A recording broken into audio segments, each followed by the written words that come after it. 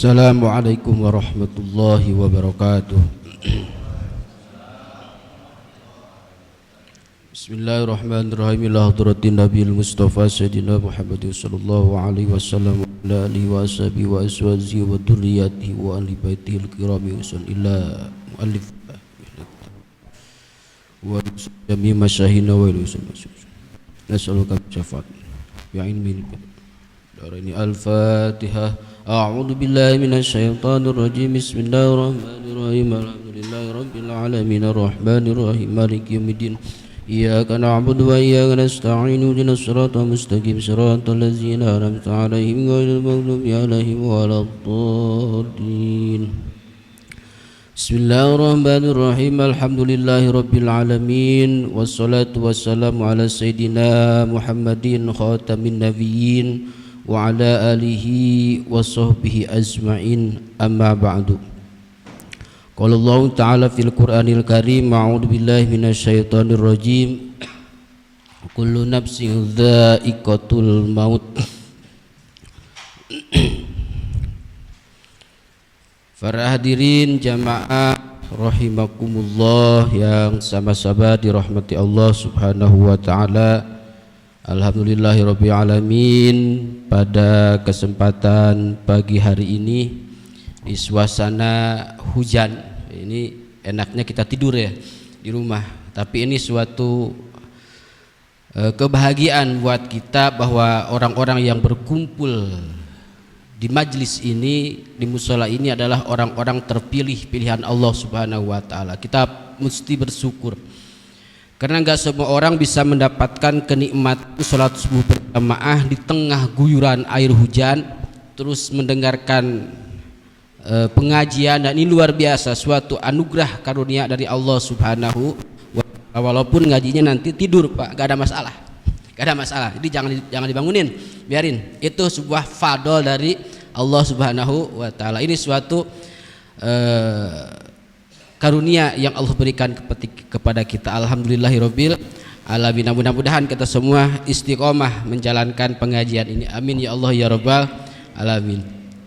Hadirin jamaah rahimakumullah yang sama-sama dirahmati Allah Subhanahu wa taala, melanjutkan pengajian kitab Daqaiqul Ahbar. Ini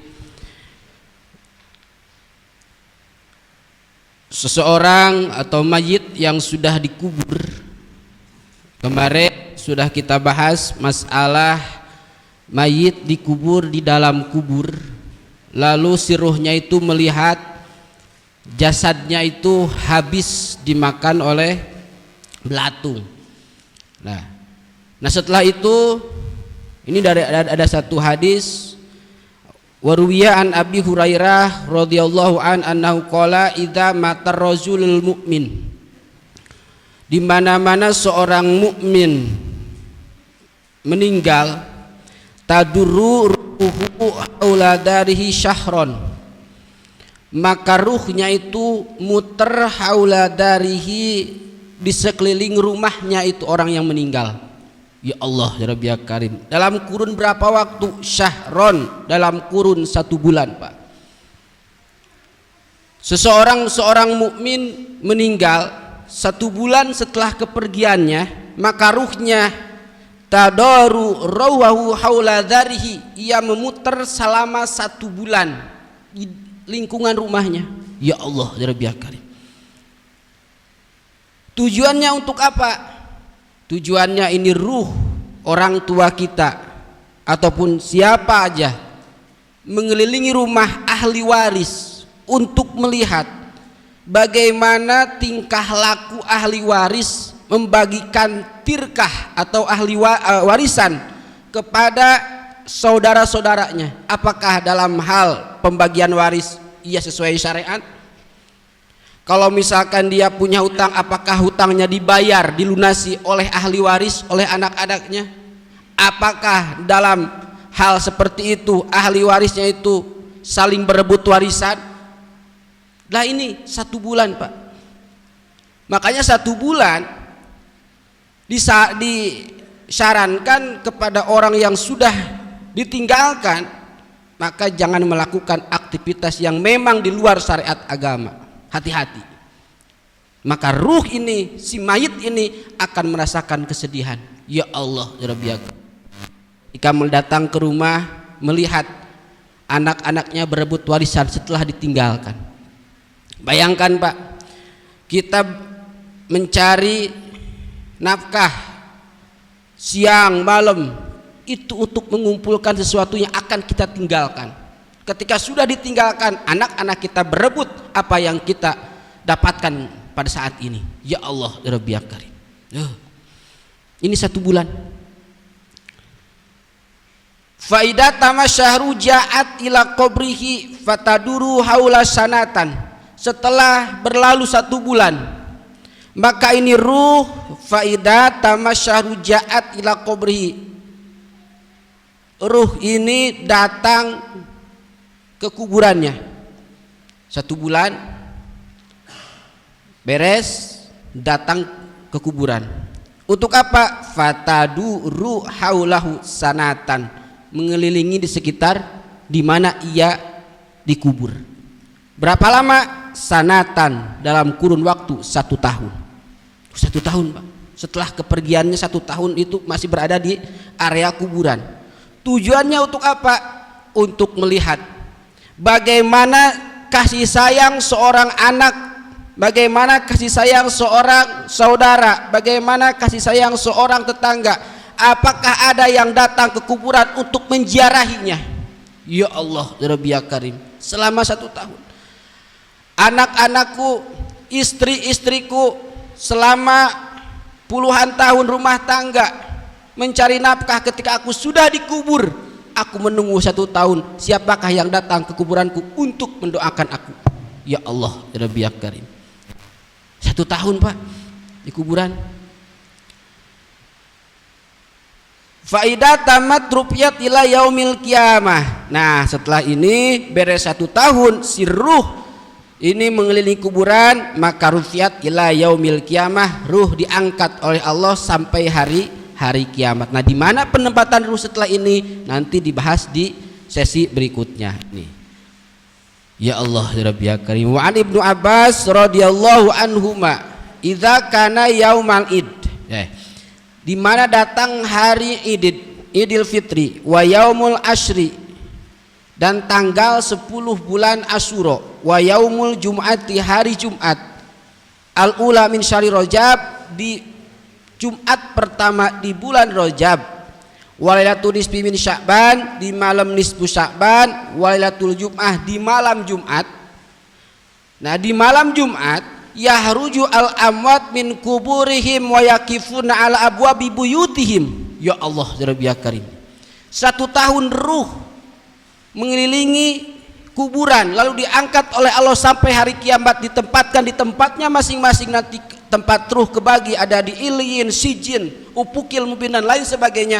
Maka ini setiap minggu, setiap malam Jumat, walailatul jumati yahruju al-amwat, keluarlah orang-orang yang sudah dikubur. Dalam artian di sini ruh Pak, ruh kita itu diberi kesempatan oleh Allah setiap malam Jumat itu ala abwabi buyutihim wa yakifuna, dia mendatangi ahli-ahli warisnya, ala abwabi buyutihim, di depan pintu rumahnya ahli waris setiap malam Jumat. Berarti ruh datang setiap malam Jumat kepada ahli waris. Tujuannya untuk apa? Di malam Jumat inikah siapakah yang akan mendapatkan kebahagiaan? Ini ruh ini yang sudah meninggal. Kalau ahli warisnya di malam Jumat ia lagi baca Yasin, baca Quran, sedekah dan lain sebagainya, maka ruh ini pulang ke alam barzah, pulang ke alam kubur dengan membawa kebahagiaan. Tapi sebaliknya, andai kata ahli waris di malam itu lagi melakukan maksiat, bahkan istrinya belum nikah pun sudah melakukan zina, naudzubillahi min dzalik, maka ini ruh datang ke alam barzah dengan membawa kesedihan. Ya Allah, ya Rabbi ya Karim.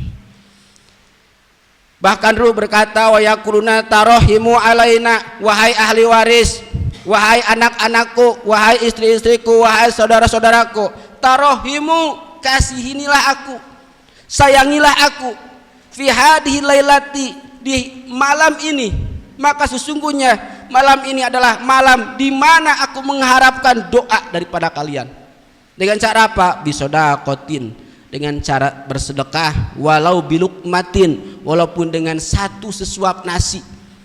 Fa inna muhtajuna ilaiha, maka sesungguhnya malam hari ini muhtajuna, aku membutuhkan doa daripada kalian. Fa ilam yazidu say'an yarji'una bil hasarati, andai kata ini si ruh gak mendapatkan doa dari ahli waris, maka ya yarji'una, pulang ke alam barzah, pulang ke alam kubur, bil hasratin, dengan rasa kerugian.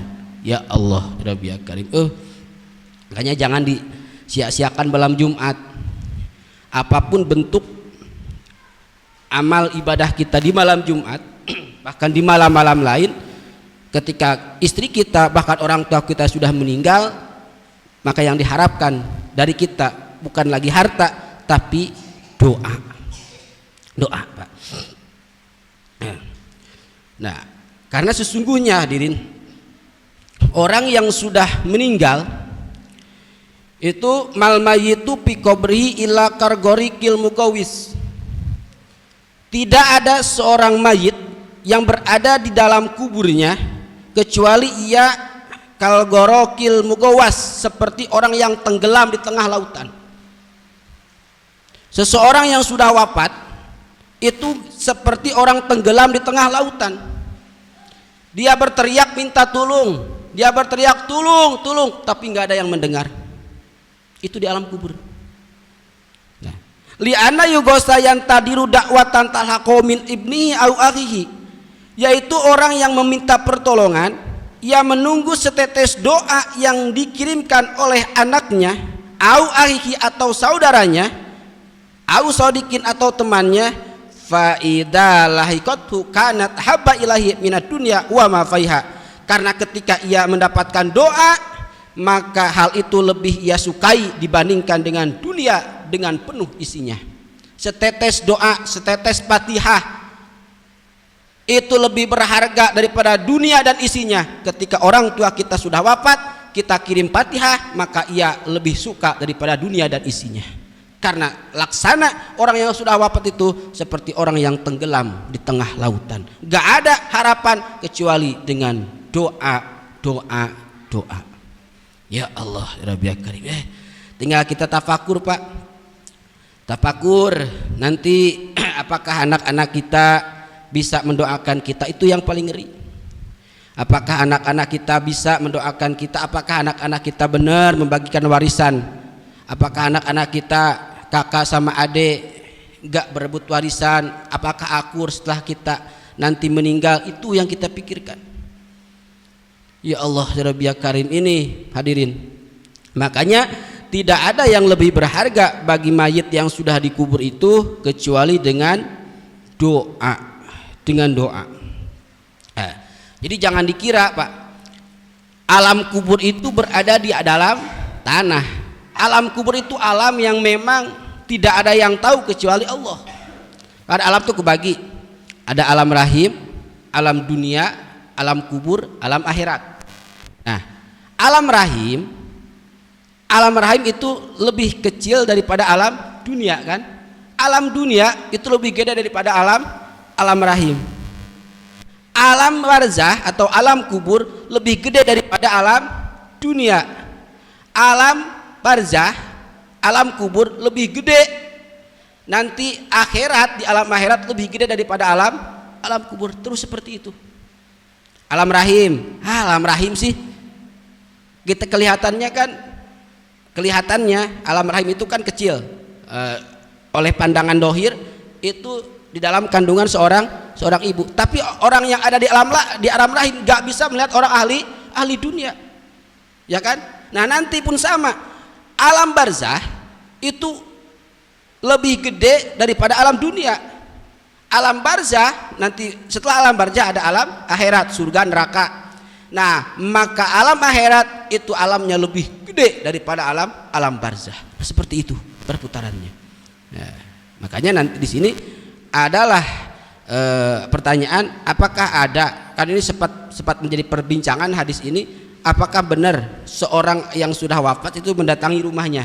Nah ini hadisnya ada, Karena sudah beda alam alasannya. Ya, beda alam. Nah, tapi dengan beda alam ini bisa melihat tapi nggak bisa berinteraksi. Nggak bisa berinteraksi karena sudah beda alam. Contoh kita lah, contoh kecil. Kita bisa nggak melihat alam rahim?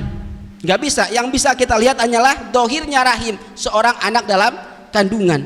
Anak dalam kandungan bisa nggak melihat alam dunia? Nggak bisa.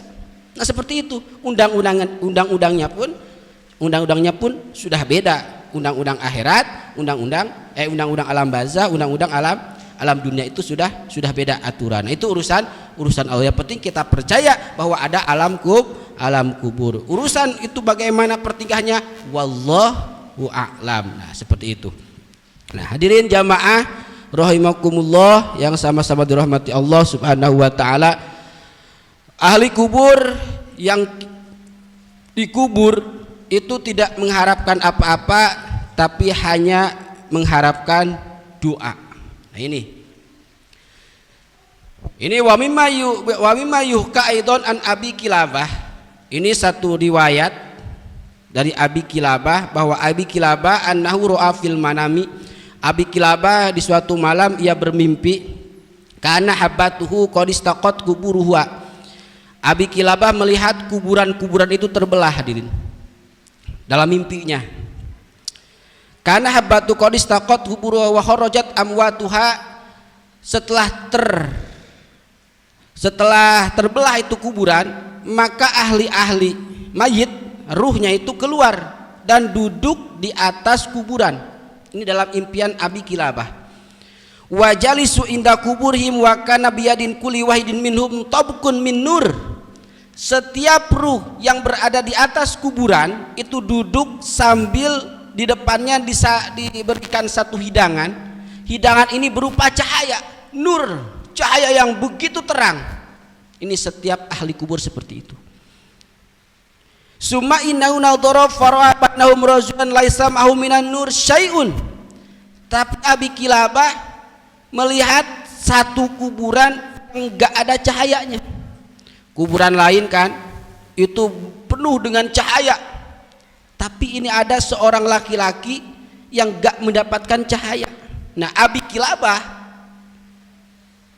ini heran dan bertanya, faqala mali la aramaka min hadan nur. Wahai rajul, wahai laki-laki, wahai yang sudah mati, kok kamu beda?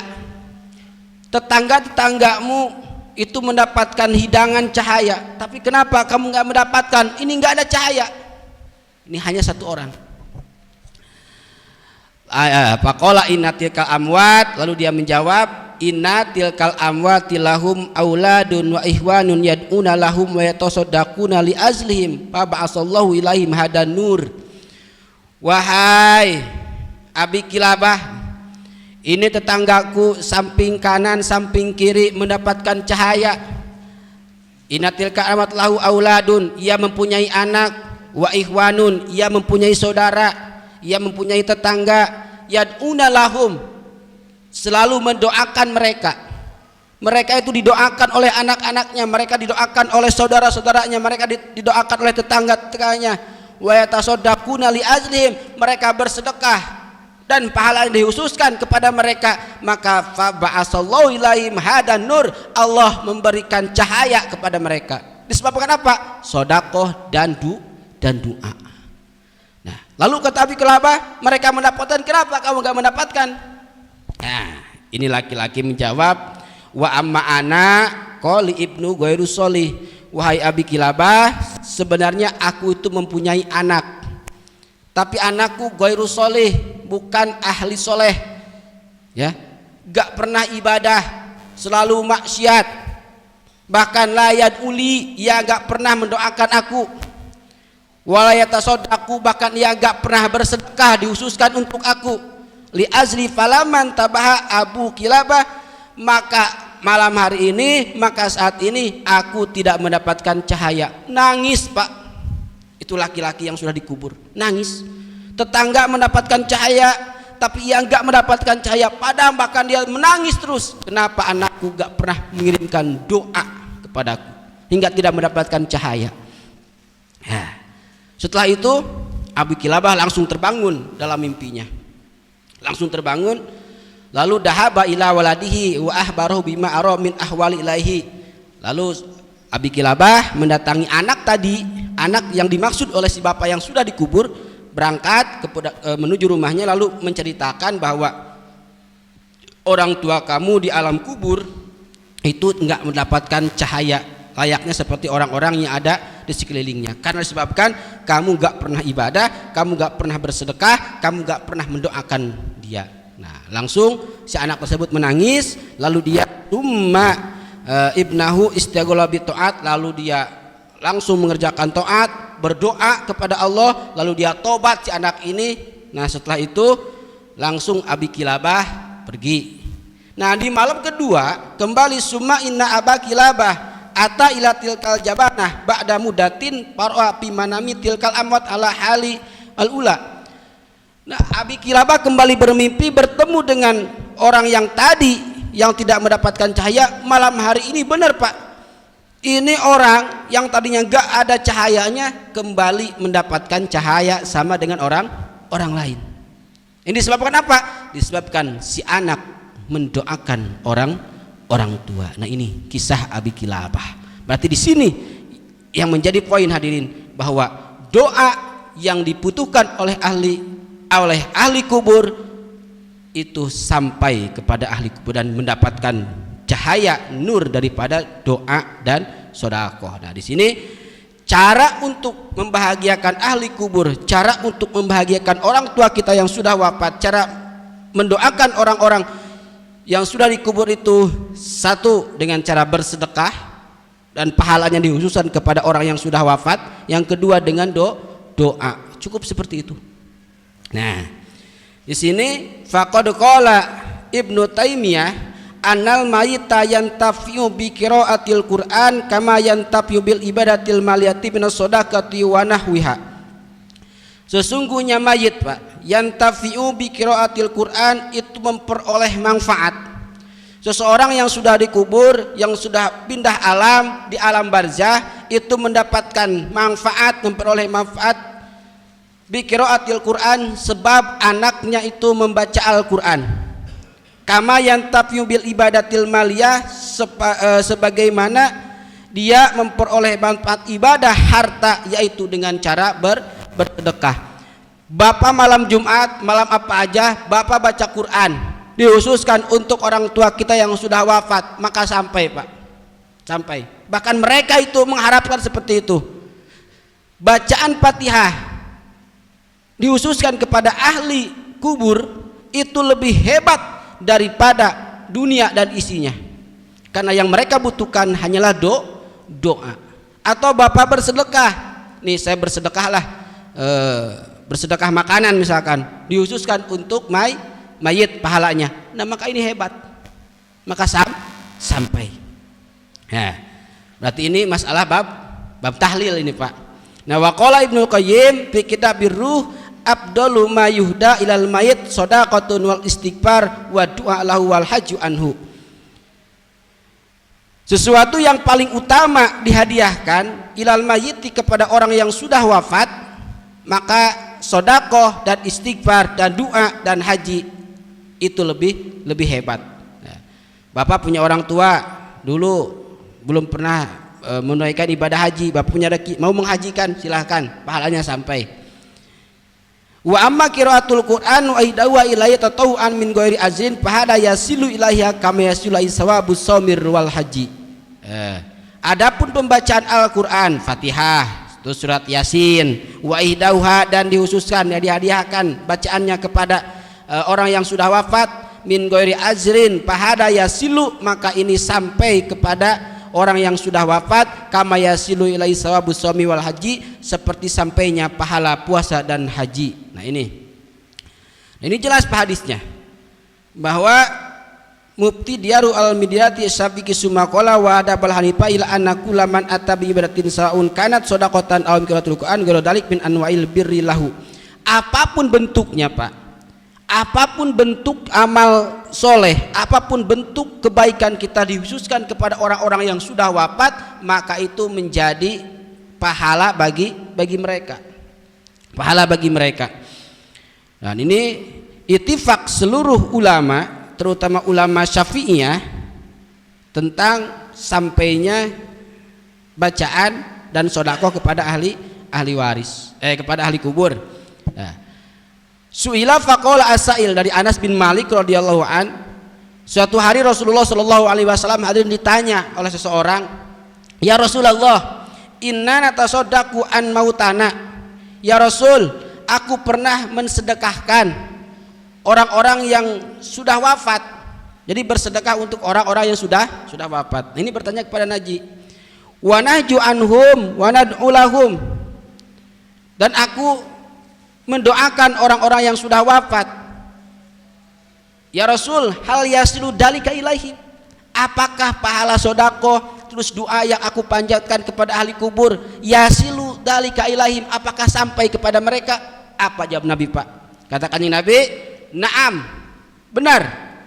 Innahu la yasilu ilaihim wa annahum la yafrahuna bi kama yafrahu ahadukum bi tabki idza hudiya. Kata Nabi bahwa semuanya sudah sampai kepada mereka dan mereka sendiri merasa gembira sebagaimana kegembiraan seorang daripadamu, dan dengan sesuatu tempat makan ketika dihadiahkannya kepada mereka, maka itu lebih berharga daripada mereka. Sampai, Pak.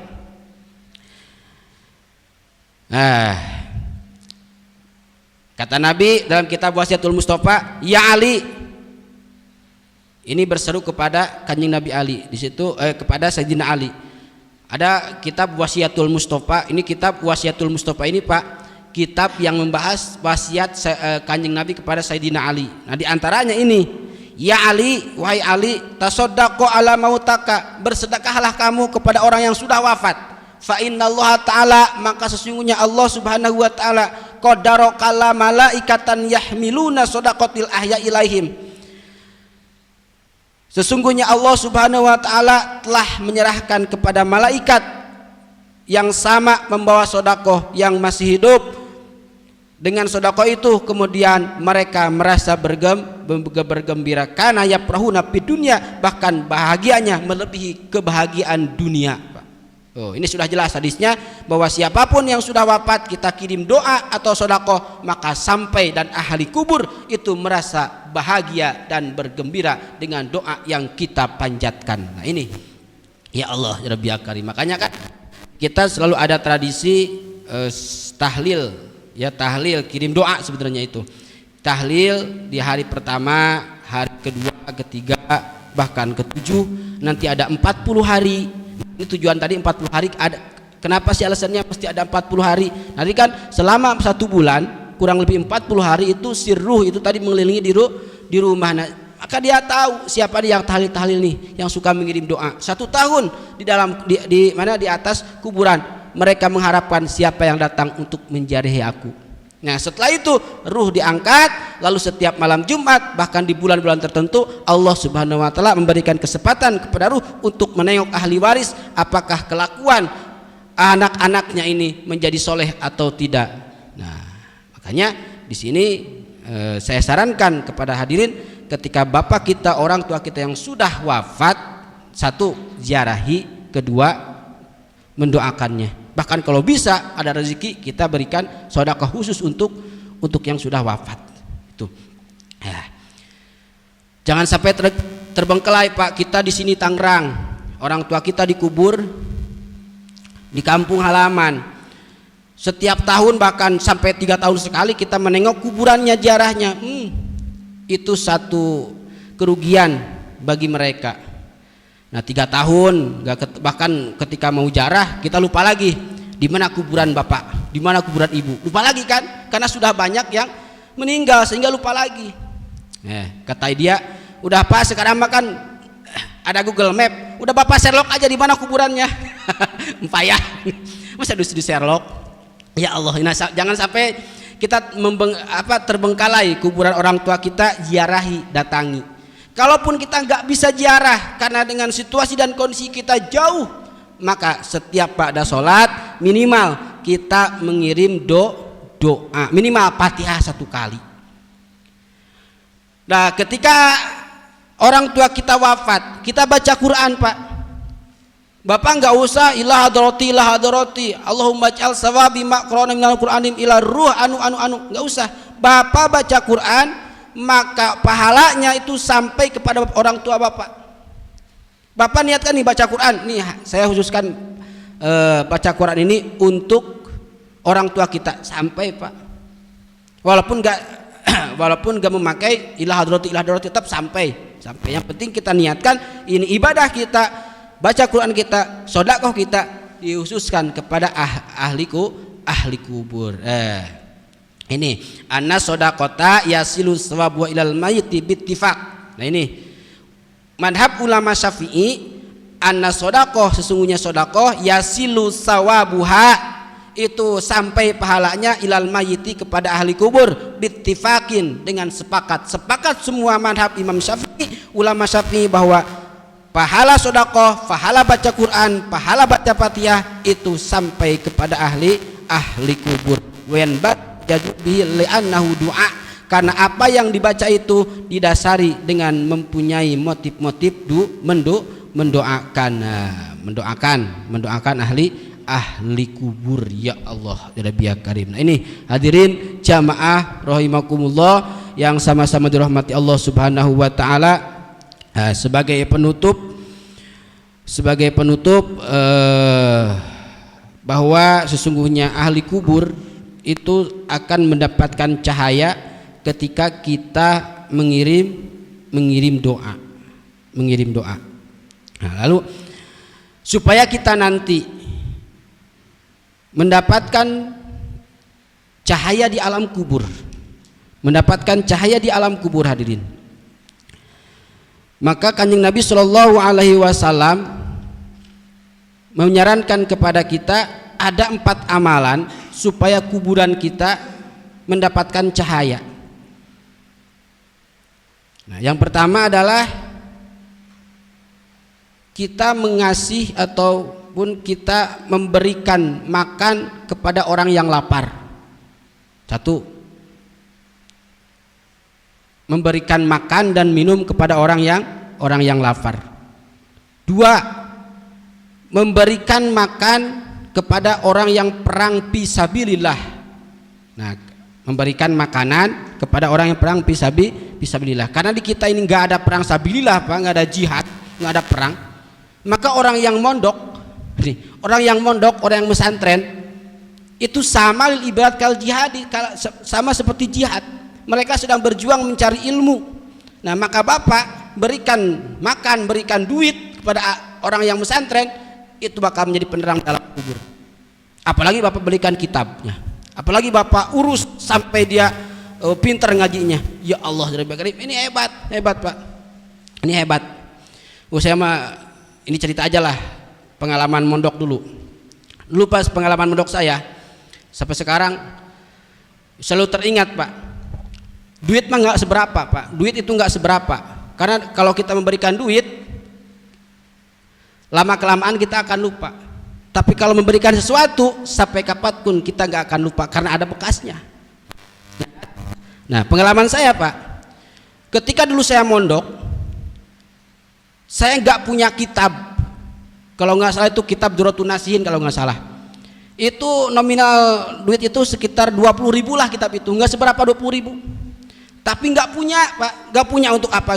Zaman dulu kan 20.000 itu lumayan gede. Tahun 2005 kalau nggak salah. Nah, suatu hari dia memberikan kitab kepada saya, tapi minjem. Wah, minjem, dikasih minjem Pak, ngaji, nggak berani coret saya karena kitab orang. Begitu mau tamat, berapa lembar lagi, anaknya kan di pondok, anaknya sama nggak punya kitab itu, yang punya saya diambil. Oh, sedih Pak, ngaji sudah jauh, tapi begitu mau habis, mau selesai ngaji kitabnya diambil sama yang punya. Waduh, sedek Pak, mana udah panjang lagi, masa saya harus ngulangi. Nah, saya merenung di situ, ternyata ada seseorang Pak yang ngasih kitab ke saya seharga itu, nih beli. Wah, saya bahagia. Nah, setelah itu nggak lama dia wafat. Ya Allah, Rabbi Karim. Nah, selalu saya kirim itu doa sampai sekarang. Kitabnya saya aji dengan cara apa? Supaya pahalanya terus mengalir kepada dia.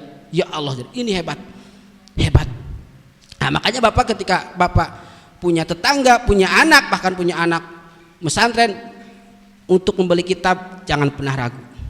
Jangan pernah ragu, sampai terus selama kitab itu dikaji, selama kitab itu dibaca, pahalanya sampai terus mengalir kepada mereka. Ya Allah Rabbi ya Karim, ini yang hebat.